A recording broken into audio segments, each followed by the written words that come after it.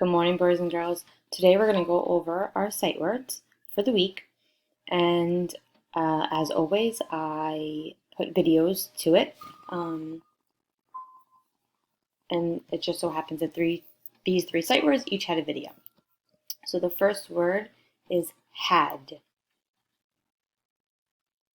Had. The next word is N. The next word is fly. So what you're going to do today, you're going to read your sight words to somebody in your family or your stuffed animal, anybody in the house. You're going to watch the video and you're going to say the words as you go. Next, you're going to write your words 3 times each.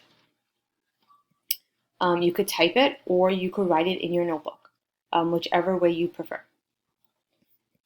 The next thing, this is for your parents. So these are all the words that we have already been going over. So make flashcards, even if you have like that dry erase board or the magnetic easel that you could write words.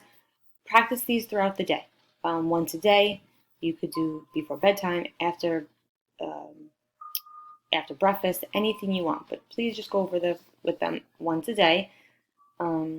And that's it. Every day this week you'll get a different worksheet and hopefully different videos that will go with each word.